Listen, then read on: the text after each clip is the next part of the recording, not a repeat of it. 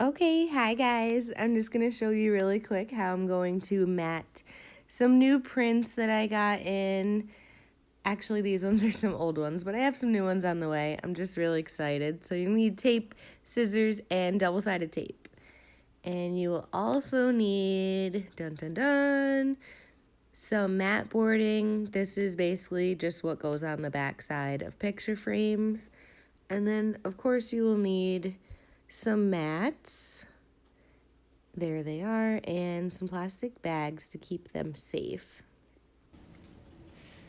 Okay, so I picked out solid black mats. This is just my favorite go-to. Looks good, looks clean, looks sharp, classy, with almost everything. I like to get the inside core black too. That edge right there where they cut into it is usually white or cream, but that just doesn't look that nice with my burns because I don't have any like true white inside of those. So I always get the black core mats. And then those are acid-free backings. So you're just going to tape right along the seam right there, kind of like a folder. You're creating like a sandwich right here is what a lot of framers call it. Sorry about the jingle jangle, that's my doggo. Then you're gonna pick your photo or print. We're gonna pick the moon today. When I used to do prints, this was my best seller. You may recognize this wood burn because it is my new logo, and it's on my business cards too. Shout out to Casey who owns this one.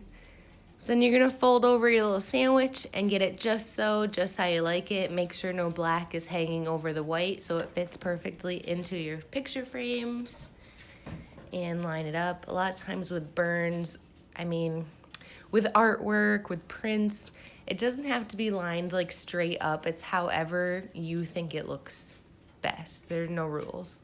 And then you're gonna want like some kind of weight to put on it to hold it there exactly where you would want it. Then you're gonna use itty bitty pieces of tape and just hold it down.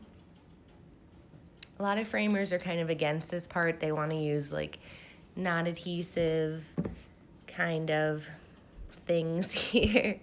I don't think it's necessary for this particular print.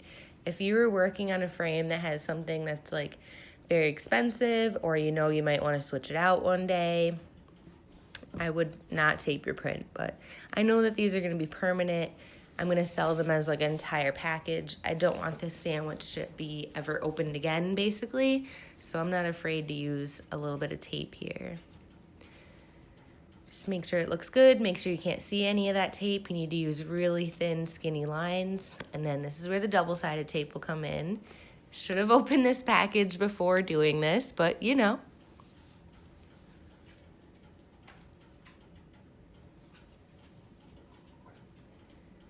So again, a lot of people will say you just need like one at the top and one on the bottom or one on either side, but I get kind of crazy because I want that sandwich to be very smushed, very flat. I don't want there to be any almost like air pockets in between the print and the mat.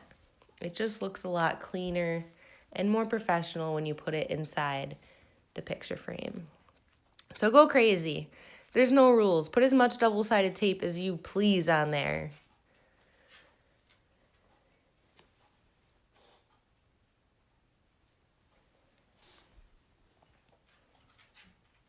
Sorry about the doggy noises. He's so noisy today. I've done this voiceover probably 4 times because he just kept drinking. And then just press it down, close that sandwich up, have really gentle hands because the outside of this matting is going to be very like fragile. You don't want to scratch it. And then boom, there is your sandwich. So that's what you would slide into an 8x10 picture frame, and it's already ready to go. Matting your prints really protects them because the print isn't right up against the glass. The mat is right up against the glass, so that definitely helps. So I got the little baggies to really protect them so I can sell them like in a flip through box, or like you can take them to shows, and then when people buy them, they're safe inside another bag. So it's very easy for that mat or even the print to get scratched. So you want to make sure they're protected.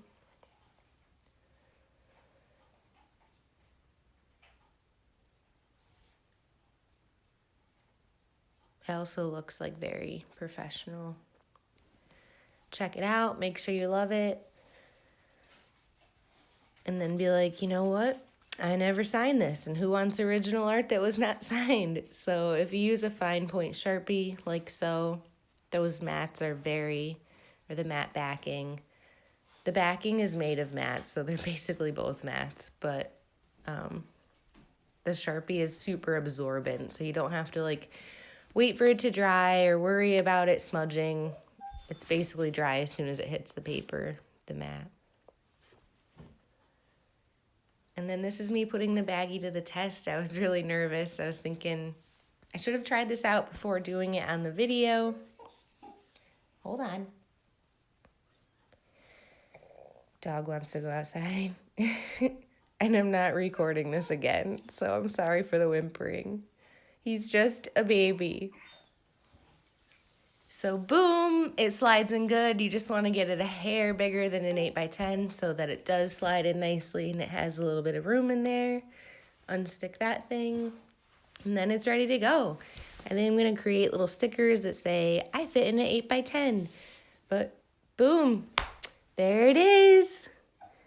I really like how it turned out. I'm super excited to get some more prints in the mail, and that's all. Thanks for watching.